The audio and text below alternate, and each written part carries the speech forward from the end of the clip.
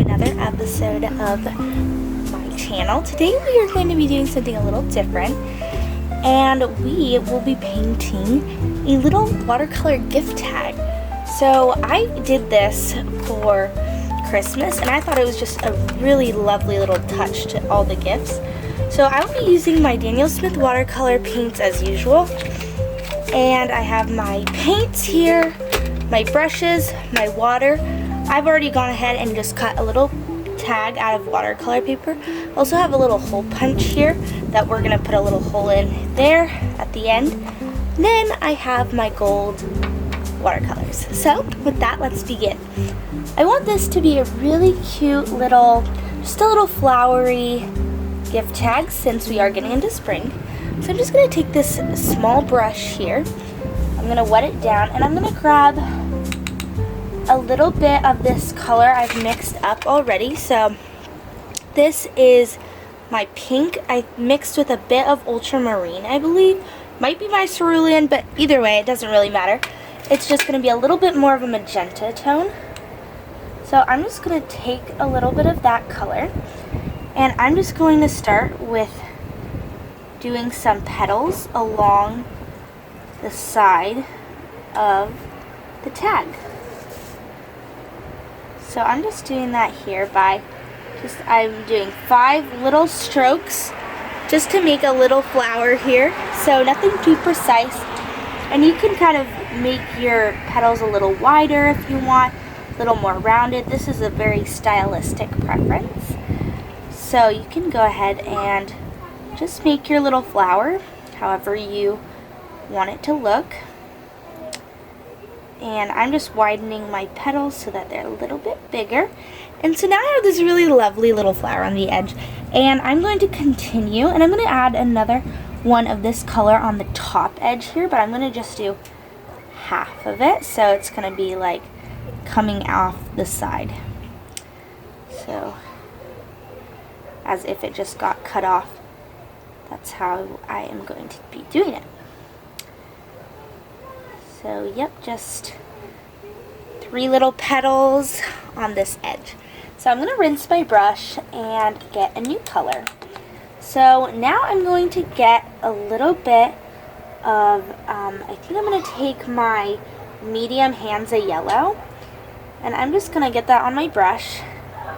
And I'm going to do a little dotted flower right along here, so it's maybe like a little looser on the petals, a little bit more rounded.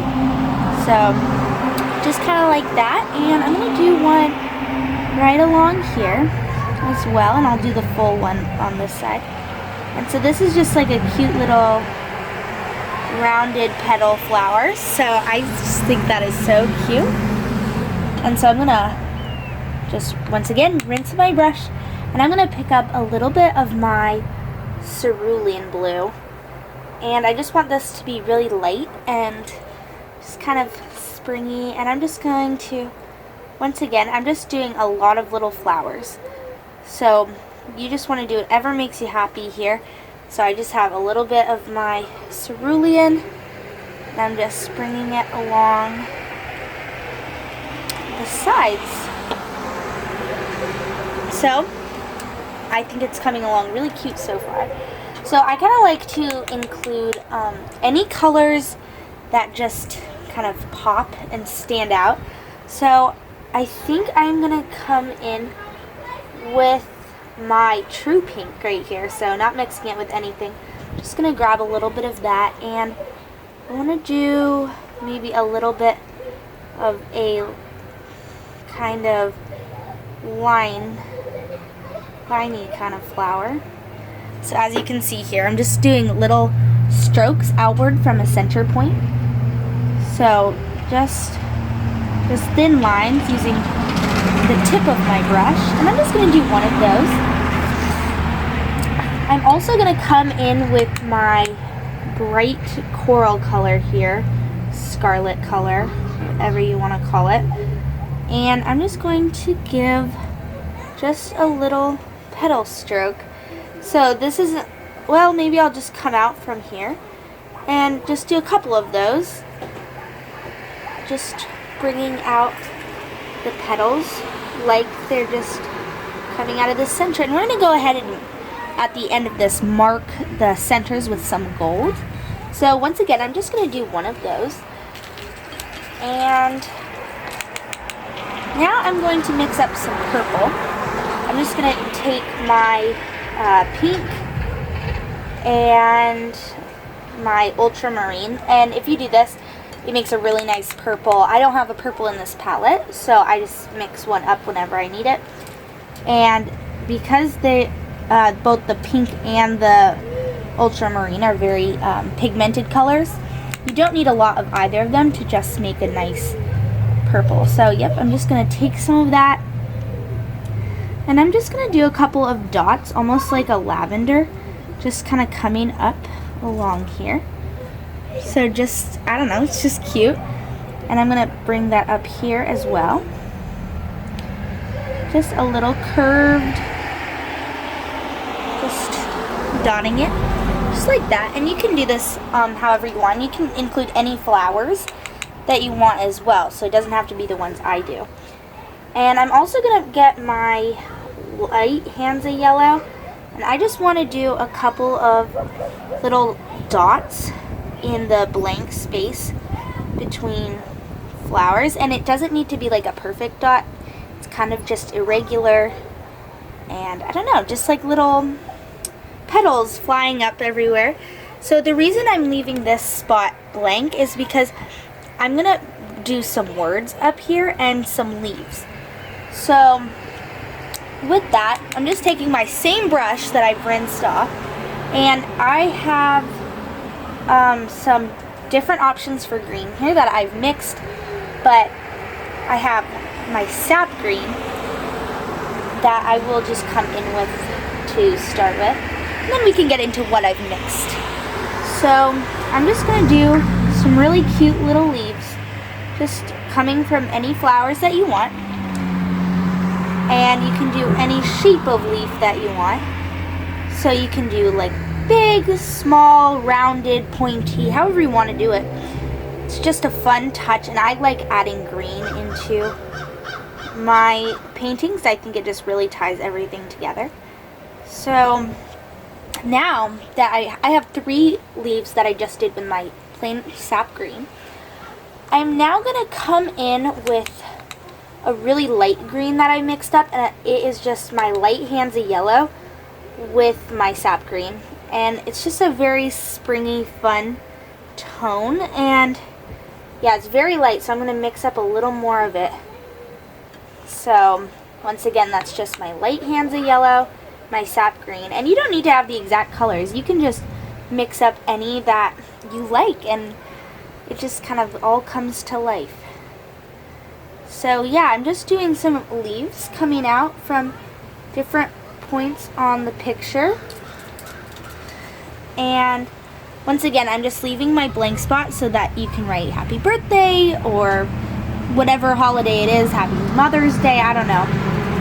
Wherever you might be using this gift tag, I am just going to, yeah, just finish up these leaves, and then we can hop into the golds, which, as you know if you've watched any of my previous episodes, the golds are some of my favorite parts. So it just really brings it to life.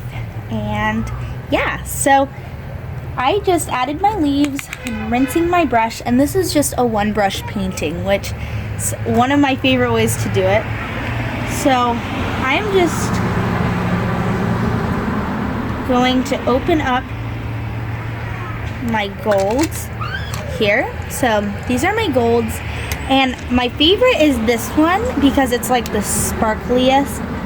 So I'm going to go ahead and go in with that, and I'm just going to wet that down a bit. And just, oh, it's just, camera doesn't do it justice. It's so pretty. So I'm just getting that all over the brush, and I'm going to give my flowers centers.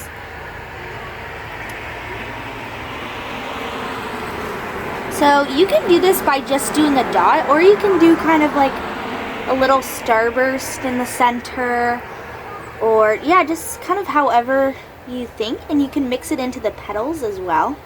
So I'm outside right now because the weather is gorgeous and there is a bit of a breeze, so my paints are already dry, the flowers that I've done. So if yours aren't and you'd like them to be, you can just pause the video. And yeah, just add gold wherever you like. I love gold, so I'm going to do it on all the flowers, and I'm going to incorporate a bit of it into the leaves as well. So I think this is just, I don't know, it's just so fun. So I'm just marking centers and highlights, however you want to do it. Just add the gold where you see fit. So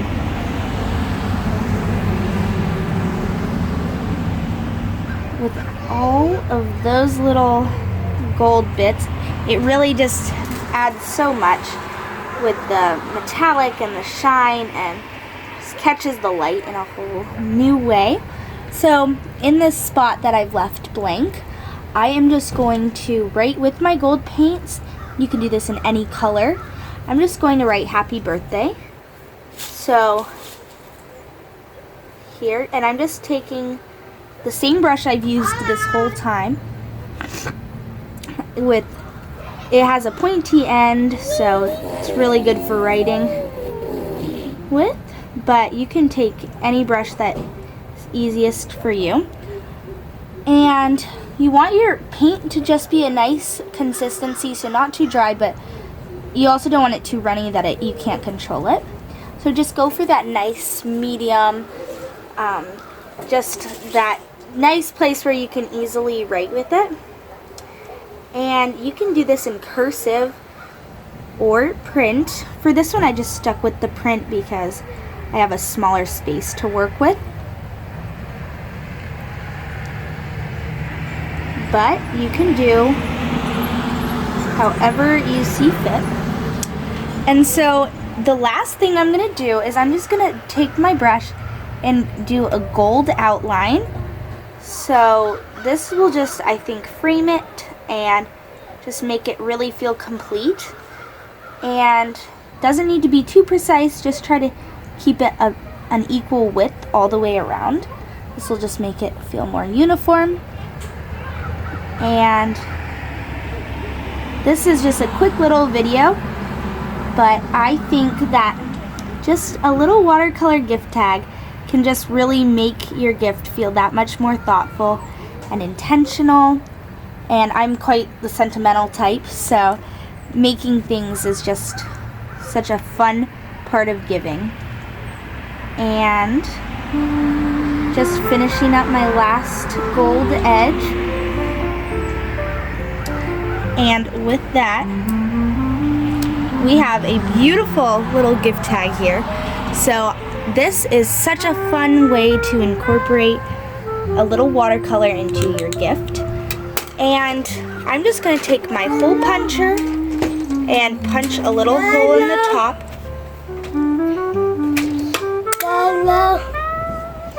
And then you can run your little string or twisty tie through it and attach it to your gift. So with that, I would just like to say very good job. If you made it this far in the video, I'd appreciate it if you'd press the like or subscribe button. This will help my channel and allow you to see more of my videos in the future. So thank you for watching, and I hope you have a great day. Happy painting.